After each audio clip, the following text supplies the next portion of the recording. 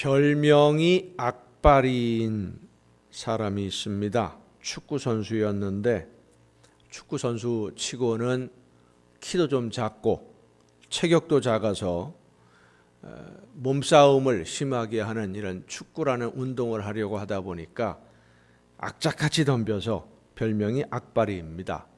이분이 선수 생활을 할 때 유명한 사건이 있는데 시합을 하는 중에 같은 편 선수가 심판으로부터 좀 억울한 판정을 당했어요.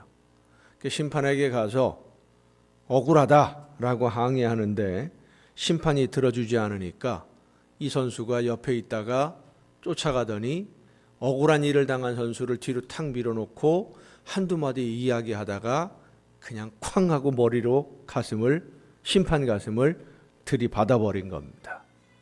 지금 그분의 모습을 보면 머리가 없어요. 다 벗겨졌어요. 잘 들이받아서 그런 것 같아요. 근데 저는 들이받은 적도 없는데 머리가 왜 없어졌는지 모르겠습니다만은 이분이 현역 생활을 마치고 코치도 하고 감독도 하고 그러다가 베트남에 가서 23세 이하 대표팀 축구 감독을 하고 있는데 경기가 끝나고 나서 선수들에게 한 말이 베트남 고등학교 논술 시험에 출제가 되었습니다. 이분이 한 이야기가 우리가 잘 아는 박항서 감독이라고 하는 분인데 올해 초지요. 2018년도 아시아 축구연맹 23세 이하 챔피언십 대회에서 베트남이 축구는 참 좋아하는데 성적은 시원찮습니다.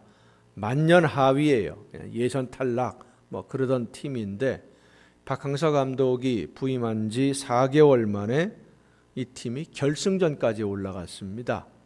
결승전에 올라가서 참 열심히 잘 싸웠는데 여러 가지 이유가 있겠습니다마는 우즈베키스탄에게 2대1로 졌습니다. 눈이 많이 와서 이 베트남이라는 나라는 눈하고는 거리가 먼 나라거든요. 그런데 결승전 시합을 하는데 눈이 많이 와서 경기장에 눈이 하얗게 덮여 있었어요. 그러니 더운 나라에서 뛰던 선수들이 그 추운 데서 뛰려니 몸도 말을 안 듣고 여러 가지로 어려움이 있었습니다만은 어쨌든 2대1로 졌습니다. 결승전에서. 경기가 끝나고 선수들이 라커룸에 돌아와서 졌으니까 시무룩하게 고개를 숙이고 있을 때 박항서 감독이 그 대기실로 들어온 겁니다. 고개를 떨구고 풀이 죽어 있는 선수들에게 이 감독이 이렇게 말합니다. 고개 숙이지 마라. 우리는 베트남 축구의 전설이다. 절대 고개 숙이지 마라. 최선을 다했는데 어째서 풀이 죽어 있느냐. 고등학교 논술 시험에 이 박항서 감독의 말을 그대로 지문으로 실어놓고 이 말을 한 것에 대한 내 느낌을 주관을 써라 하는 것이 고등학교 논술 시험이었었습니다. 최선을 다했는데 어찌 그리 풀이 죽어 있느냐. 오늘 본문에 나오는 두 사람, 예수님이 십자가에 죽으시고 부활하셨다는 소식을 듣고도 낙심해서 고향으로 내려가는 이 두 제자에게 예수님이 하신 말씀이 바로 그 말씀입니다. 오늘 본문 말씀을 보면 예수님을 부활하셨다는 소식을 아주 많은 사람들이 들었습니다. 예수님의 죽음을 슬퍼하던 여인들이 무덤을 찾아갔다가 무덤을 막아놓았던 돌이 굴려져서 무덤 문이 열려 있고 빈 무덤밖에 없는 그곳에서 천사들을 만나서 예수님의 소식을 듣습니다. 어찌하여 산 자를 죽은 자 가운데서 찾느냐. 말씀하신 대로 다시 살아나셨다. 천사들의 말을 듣고는 이 여인들이 제자들에게 달려가서 예수님이 다시 살아나셨다라고 천사가 이야기한다 그러니까 성경 말씀에 보면 대부분의 사람들이 믿지 않았습니다. 11절에 있는 말씀을 보면 사도들은 그들의 말이 허탄한 듯이 들려 믿지 않았다 그랬어요. 허탄한 말, 쓸데없는 말, 헛소리하는 것으로 들었다라는 말이에요. 예수님의 제자들 중에 베드로라고 하는 제자는 예수님의 무덤을 찾아가서 보니까 여인들의 말대로 무덤 문이 열려 있고 빈 무덤밖에 없어요. 그것을 보고는 집으로 그냥 돌아갔다 그렇게 기록합니다. 예수님의 제자들도 예수님의 부활을 믿지 못한 것이죠. 그리고 그날 예수님의 부활하신 것을 모든 사람들에게 전했던 바로 그날 예수님을 따라다니던 사람들 중에 두 사람이 고향으로 내려가는 도중에 부활하신 예수님을 만나는 장면이 오늘 우리가 읽은 본문 말씀입니다. 이 두 제자는 아마도 오후에 출발한 것 같습니다. 엠마오라고 하는 마을이 예루살렘에서 25리, 그러니까 요즘으로 쉽게 이야기하면 10km 정도입니다. 10km 정도 되는 거리이고 해가 저물어 갈 때쯤에서 그들이 가려는 마을에 도착했다라고 하는 것으로 보아서 아마도 한낮을 피해서 출발을 했을 겁니다. 보통 한낮에는 햇빛이 너무나 뜨거우니까 그늘에서 쉬다가 해가 조금 넘어간 다음에 움직이기 시작하는 것이 이 중동 사람들의 일반적인 생활 습관이었었어요.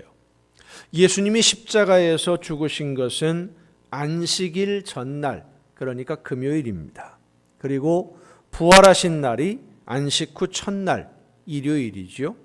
안식일이 지나고 나서 이른 새벽에 여인들이 무덤을 찾았다가 빈 무덤을 발견하고 돌아와서 제자들에게 이야기하기 시작했으니까 아마도 안식 후 첫날, 그러니까 요즘으로 말하면 일요일, 주일날 온 시내에 소문이 퍼져나가기 시작은 했는데 모든 사람들에게 다 전달되지는 않았다고 하더라도 예수님을 따르던 사람들은 거의 다 알게 되었을 겁니다. 오전 중에 이른 새벽에 그 소식을 들었으니까 오전 중에 제자들이 모여서 이런저런 이야기도 나누고 정말 예수님이 부활하신 것일까? 예수님이 부활하신다고 얘기는 하기는 했었는데 언제도 얘기했었고 그때도 얘기했었고 이렇게 얘기했지 않느냐? 그러니까 그 말씀대로 정말로 다시 부활한 걸까? 아니다. 죽은 사람이 어떻게 살아나냐? 누가 보았다는 거냐? 아무개 뭐 마리아 이런 사람들이 봤댄다. 에이, 그거 헛것을 봤을 거야. 어떻게 죽은 사람이 다시 살아날 수 있겠냐? 뭐 얼마나 말이 많았겠습니까? 제자들이 모여서 그렇게 오전 내내 우왕좌왕하고 말들이 많다가 오후에서야 길을 나섰는데 왜 고향으로 갑니까? 에이, 집이나 가야 되겠다. 예수님을 따라 나서서 무엇인가를 이루어 보려고 했었는데 예수님이 죽었으니까 부활하신 것이 도저히 믿어지지 않으니까 이제 집에나 가야 되겠다. 이들이 처음에 집을 나서서 예수님을 따르기 시작했을 때 얼마나 큰 결단을 했겠습니까? 가정을 포기하고 생업을 포기하고 예수님을 따라 나서겠다라고 했을 때 말리는 사람들도 많았을 겁니다. 그들 스스로가 예수님을 따르기 위해서 예수님과 함께 생활하기 위해서 포기한 것도 많았을 겁니다. 다음 달에 선거가 있는데 이 선거 때문에 요즘 참 말이 많습니다. 공천을 받은 사람에 대해서도 말이 많고 공천에서 탈락한 사람은 말이 더 많고 어느 정당 후보로 나서야 선거에서 이길 수 있느냐 하는 것도 중요합니다마는 내가 직접 후보로 나서지 아니하고 선거 운동을 하는 사람 입장에서 보면 어디에 줄을 서야 되느냐, 특히 공무원들 같은 경우에는 어디에 줄을 서야 살아남을 수 있느냐, 이게 생존의 문제가 걸려 있거든요. 누구 편을 들어야 되느냐, 참 중요한 문제지요. 그런데 예수님을 따라 나선다라고 하는 것은 선거에서 어떤 후보를 지지하는 선거 운동을 하느냐, 이런 것을 결정하는 것과는 비교가 안 될 정도로 정말 중요한 문제였습니다. 예수님이 이 이스라엘 백성들이 기다리던 메시아라면 언젠가는 왕이 되기 위해서 그들을 식민지로 다스리고 있는 로마의 군대와 맞서 싸워야 할 때가 반드시 올 겁니다. 그리고 예수님이 정말로 왕이라고 한다면, 예수님이 왕이 되려고 하는 생각을 가지고 있다면 로마의 권력자들이 예수님이 왕이 되어서 독립하려고 계획을 세운다라는 것을 알고는 언제 어디서 암살을 당할지, 어떤 어려움을 당할지, 그 어떤 핍박을 당할지 모르는 일이에요. 예수님을 따라 나선다라고 하는 것은 죽음까지도 각오하는 일이었단 말입니다. 일본의 식민지 시절에 독립운동을 위해서 독립군에 가담하는 그것 이상으로 위험한 일이기 때문에 이 제자들은 굳은 결심을 하고 제자가 되었어요. 예수님을 따라 나섰어요.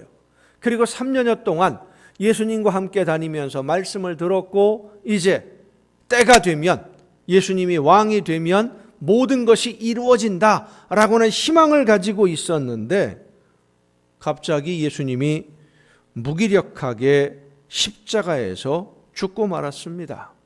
하늘이 무너져 내리는 것과 같은 것입니다. 온 인생을 걸고 시작한 일이 그만 실패로 끝났으니 낙심이 이만저만이 아니지요.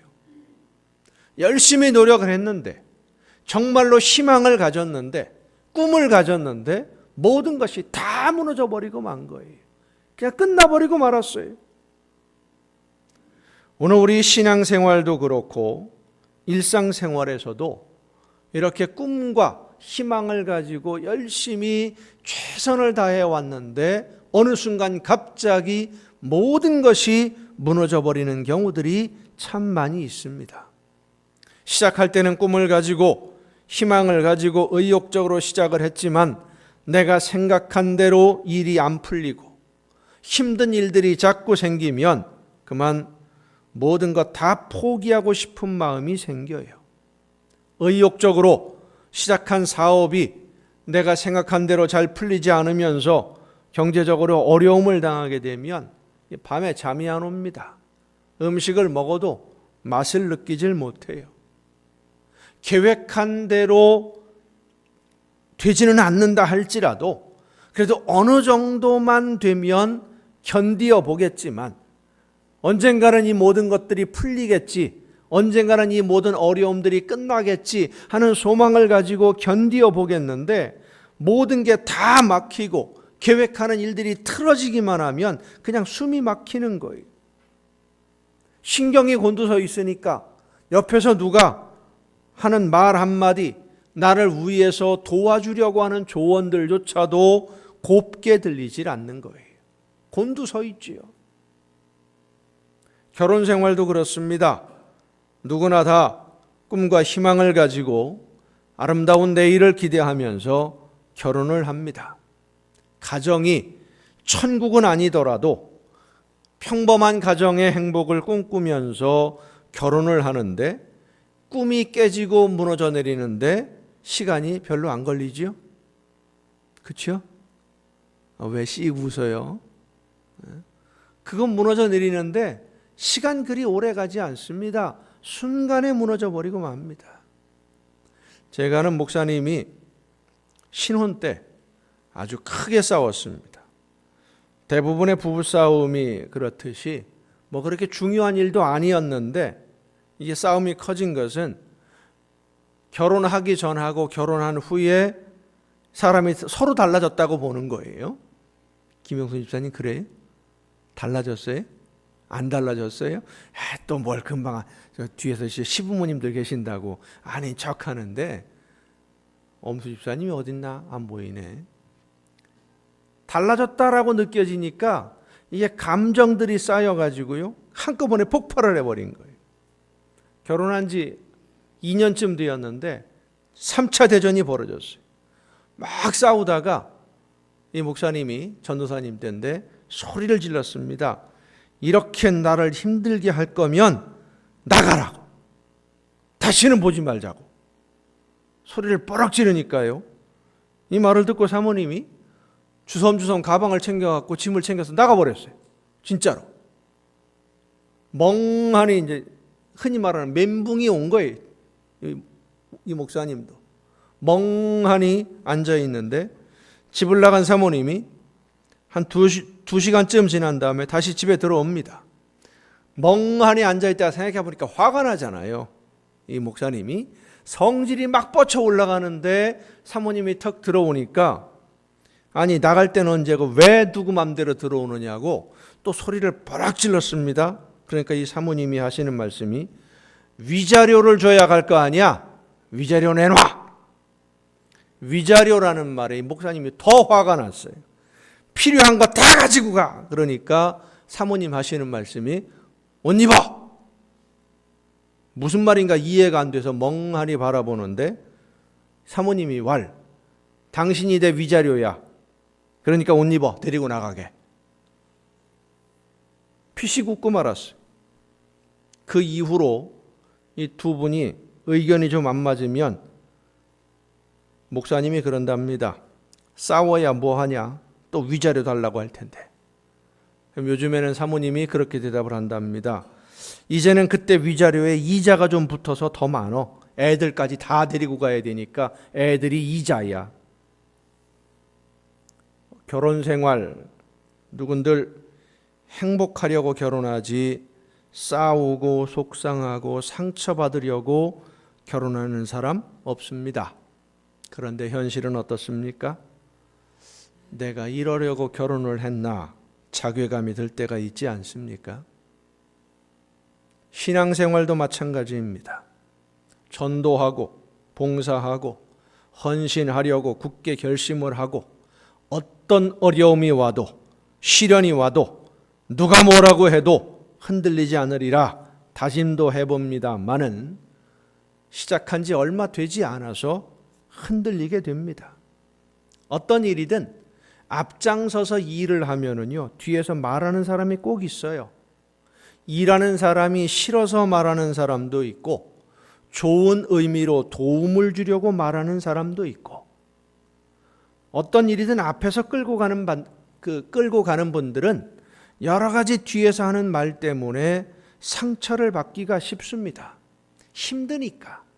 좋은 의미에서 조언해주고 도와주려고 하는 말들도 상처로 들려올 수가 있어요. 내가 힘들기 때문에.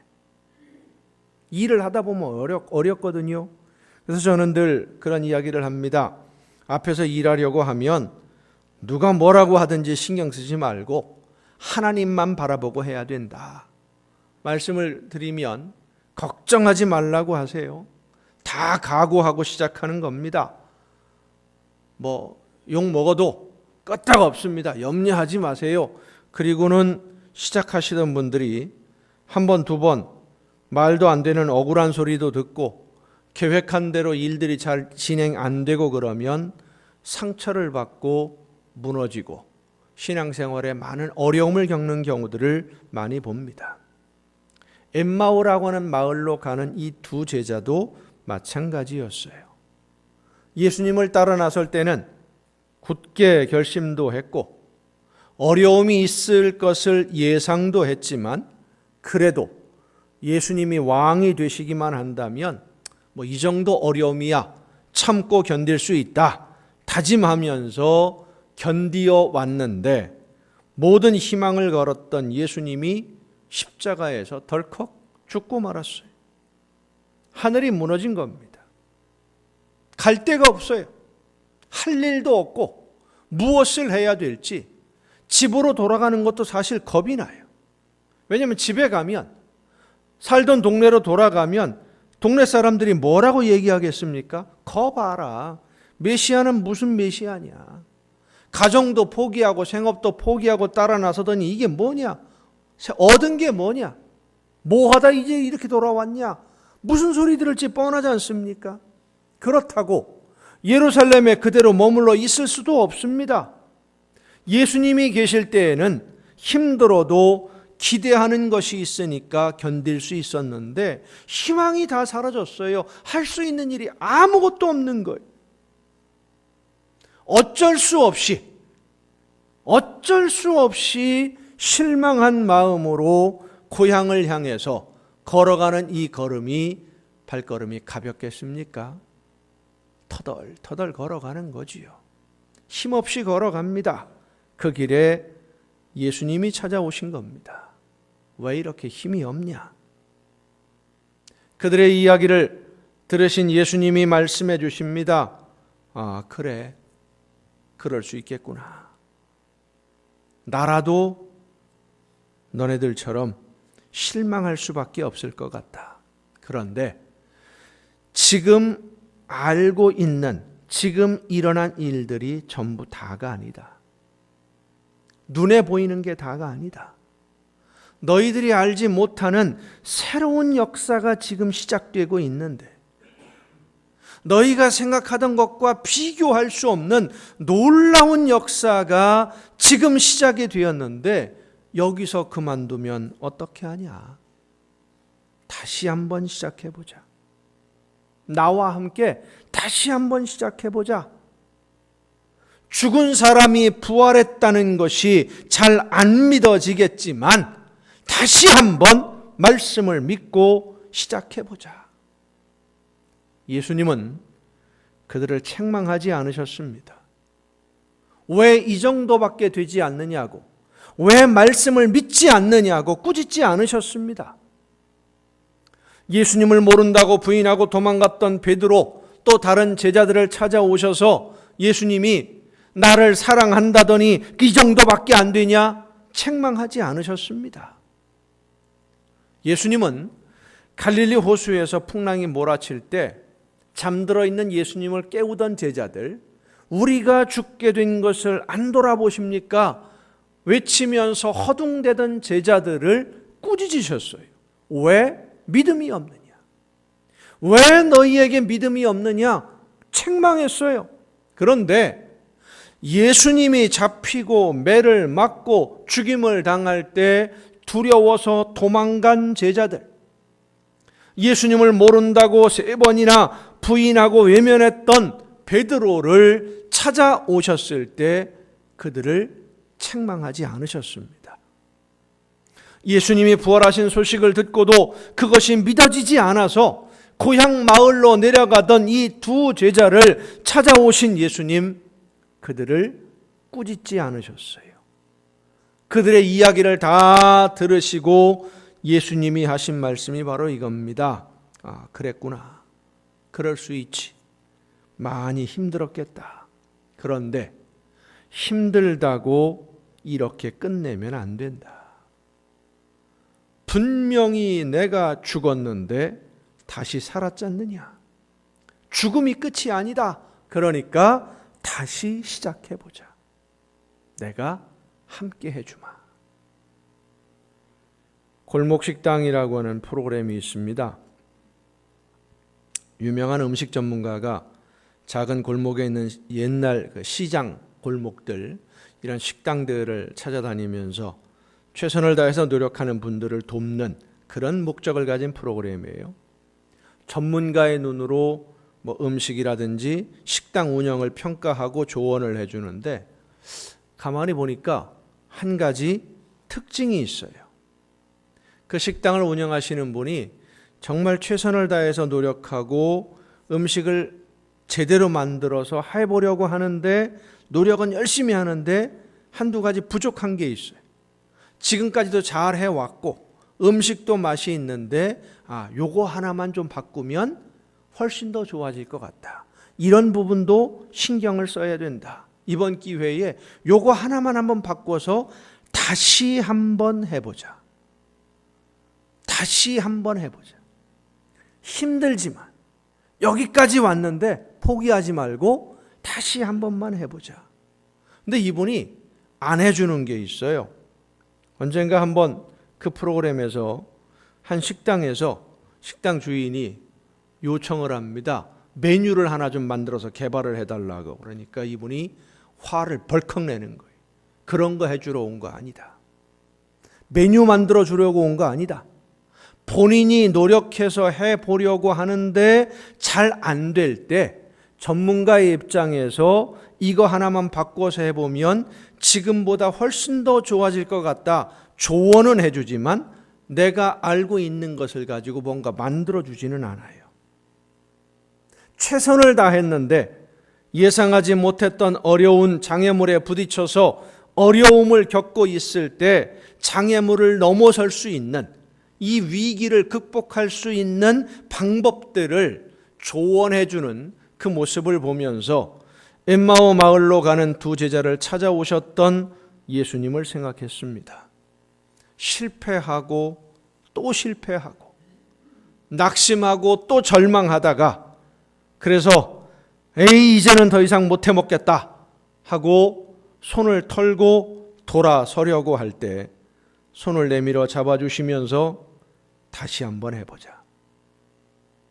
이게 끝이 아니니까 새롭게 한번 시작해보자. 말씀해 주시는 주님이 이 시간 우리 모두에게 말씀해 주십니다. 나하고 함께 다시 한번 해보자. 내가 도와줄 테니까 다시 시작해보자. 우리가 많이 부르는 찬양 중에 나의 등 뒤에서 라는 찬양이 있습니다. 나의 등 뒤에서 나를 도우시는 주, 평안히 길을 갈 땐 보이지 않아도